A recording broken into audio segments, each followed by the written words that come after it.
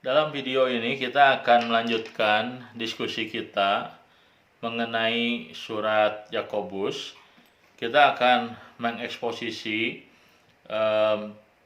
bagian-bagian dari surat Yakobus, dan hari ini kita akan membahas satu bagian dalam surat Yakobus, melanjutkan pembahasan kita mengenai ujian iman, di mana dalam video sebelumnya kita sudah membicarakan bahwa orang tidak selalu memahami alasan ia mengalami ujian iman atau mengalami penderitaan. Itulah sebabnya Yakobus meminta supaya mereka meminta hikmat, bukan untuk menemukan jawaban kenapa mereka menderita, tetapi mereka menemukan sebuah kesadaran atau sebuah pengertian bahwa Allah itu besar, Allah itu baik, bahwa dalam kebaikannya Dia dapat mengizinkan manusia mengalami ujian iman.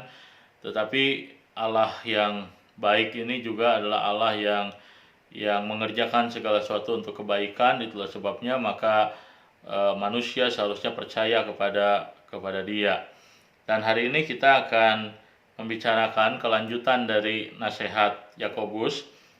Di dalam Yakobus pasal yang kelima, ayat yang ke-6, Yakobus berkata demikian, hendaklah ia di sini menunjuk kepada mereka yang tidak mengerti mengapa menderita, mereka yang tidak mengerti ujian iman. Maka Yakobus berkata, hendaklah ia memintanya. Nah, meminta apa? Meminta hikmat. Jadi hendaklah ia meminta hikmat dalam iman, dan sama sekali jangan bimbang, sebab orang yang bimbang sama dengan gelombang laut yang diombang-ambingkan kian kemari oleh angin.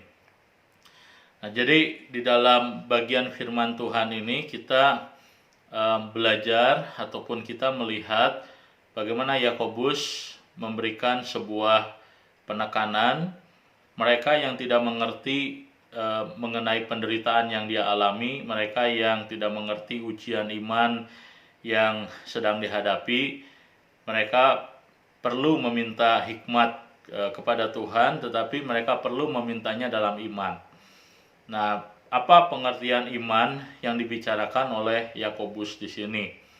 Nah, kalau kita membaca Alkitab, maka kita cenderung untuk memahami terminologi iman berdasarkan apa yang Rasul Paulus ajarkan. Nah, itu tentu saja tidak salah, karena Rasul Paulus berbicara mengenai iman sebagai kunci daripada keselamatan, kunci daripada menerima Kristus di dalam kehidupan orang percaya. Nah, tetapi iman tidak hanya sebatas aspek yang dibicarakan oleh Rasul Paulus. Dan hari ini kita belajar dari Yakobus sebuah konsep mengenai iman yang lebih bersifat praktis tetapi sangat signifikan. Di mana bagi Yakobus, dia berkata dalam ayat yang ke-6, ia memintanya dalam iman dan sama sekali jangan bimbang.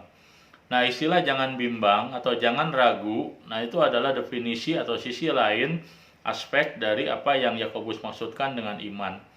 Nah, jadi Yakobus waktu dia berbicara mengenai iman, dia berbicara mengenai sebuah trust, sebuah penyerahan diri, sebuah keyakinan dari seseorang yang total kepada Tuhan. Nah, pengertian iman yang dibicarakan oleh Yakobus dekat sekali dengan apa yang Tuhan Yesus ajarkan. Mungkin kita masih ingat dengan apa yang Tuhan Yesus ajarkan mengenai kekhawatiran. Tuhan Yesus mengajarkan bahwa murid-muridnya, pengikutnya hendaknya tidak khawatir, tetapi menyerahkan, percaya kepada Tuhan. Dan Yakobus melihat iman dalam konteks yang sama seperti apa yang Tuhan Yesus ajarkan, bahwa iman itu bukan hanya terkait dengan respon seseorang di dalam konteks keselamatan, tapi iman terkait dengan respon seseorang di dalam menjalani tantangan pergumulan hidup, menjalani kesulitan-kesulitan hidup. Nah, jadi Yakobus berkata bahwa ketika seseorang meminta hikmat kepada Tuhan, ia perlu memintanya dalam iman. Artinya apa?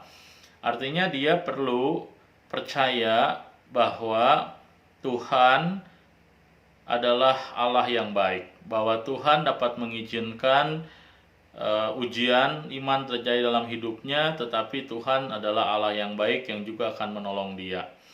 Nah, jadi ini adalah sebuah gagasan yang bersifat timbal balik. Jadi satu sisi Yakobus mengatakan bahwa waktu seseorang dia mengalami ujian iman, dia perlu meminta hikmat kepada Tuhan supaya dia bisa mengerti bahwa Tuhan itu baik, bahwa Tuhan itu mengizinkan segala sesuatu bukan tanpa maksud dan tujuan, tetapi bermaksud supaya manusia mengalami kedewasaan. Nah, tetapi di sisi yang lain, untuk orang dapat memiliki pengertian yang demikian, orang perlu memiliki sebuah starting point bahwa dia percaya kepada Tuhan yang baik itu.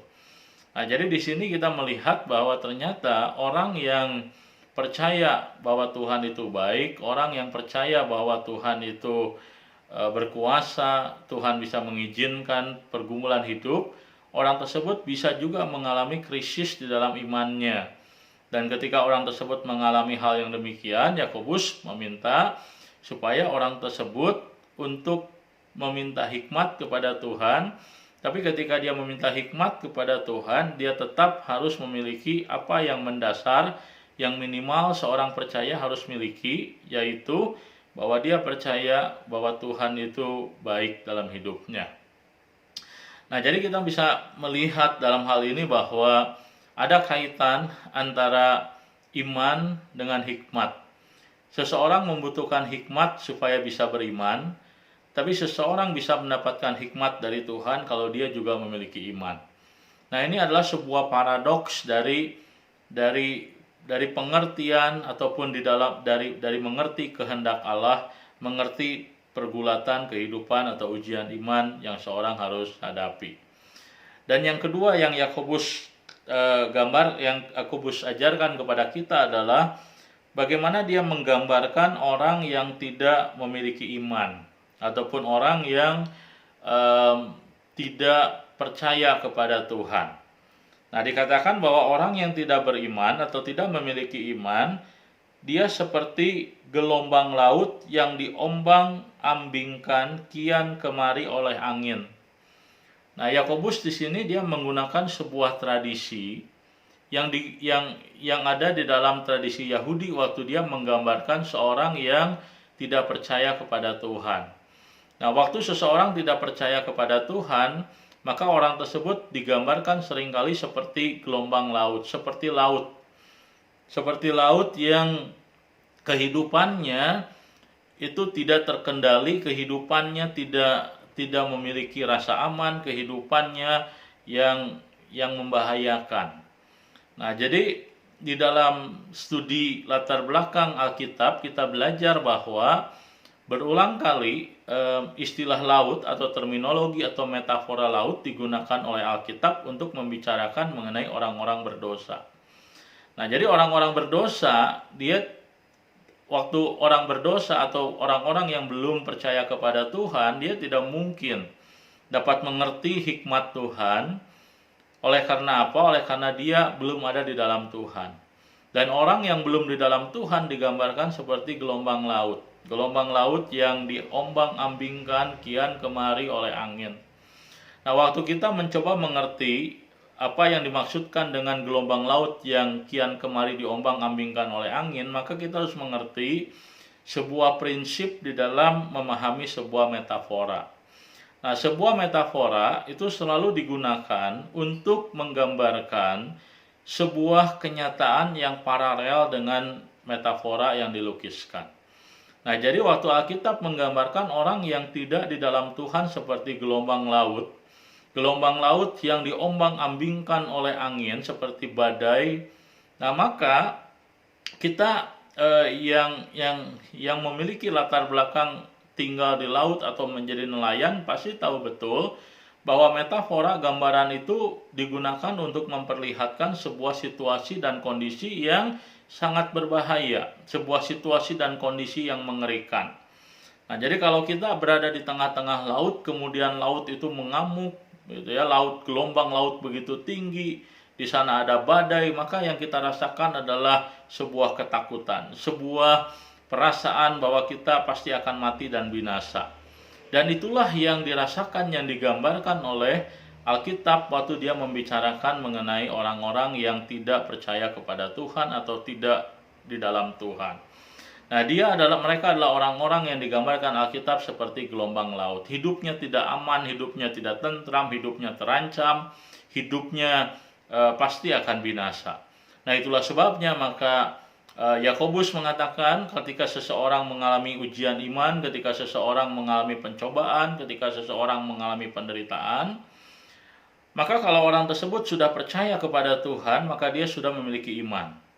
Dan waktu dia memiliki iman, maka iman itu adalah modal paling mendasar yang dia harus miliki untuk datang kepada Tuhan. Dan orang yang memiliki iman yang mendasar ini, dia bisa saja tidak mengerti dengan pencobaan ujian iman yang dia lewati. Itulah sebabnya walaupun dia mengetahui kebenaran, tetapi dia barangkali tidak mampu untuk menghidupi apa yang dia yakini. Dan kalau ini yang terjadi, maka orang tersebut perlu berdoa meminta hikmat. Nah, orang beriman ketika dia meminta hikmat kepada Tuhan, maka Tuhan akan mengaruniakan kepada dia pengertian, sehingga imannya akan bertumbuh, imannya akan menjadi lebih dewasa. Nah, itulah saya kira hal yang sama yang diajarkan oleh Rasul Paulus, bahwa orang percaya akan hidup dari iman kepada iman. Tetapi kalau seseorang belum di dalam Tuhan, kalau seseorang belum percaya kepada Tuhan, maka tidak mungkin kita berdoa kepada Tuhan meminta hikmat, dan tidak mungkin orang tersebut bisa mengerti mengenai apa yang Tuhan ingin nyatakan dalam kehidupan dia. Karena untuk mengerti apa yang Tuhan ingin nyatakan dalam kehidupan seseorang, orang tersebut perlu iman yang mendasar, yang minimal ada dalam dirinya. Nah, jadi jikalau orang belum di dalam Tuhan, sadari bahwa kita berada di dalam situasi kondisi seperti orang yang berada di tengah-tengah laut. Kehidupan kita tidak aman, kehidupan kita tidak damai, kehidupan kita pasti akan binasa. Maka yang kita butuhkan adalah iman. Menyerahkan hidup kepada Tuhan, mempercayakan hidup kepada Tuhan. Nah, saya berdoa supaya pembelajaran firman Tuhan hari ini dari Yakobus pasal yang pertama, ayat yang ke-6, kiranya menjadi berkat bagi kita sekalian. Tuhan memberkati.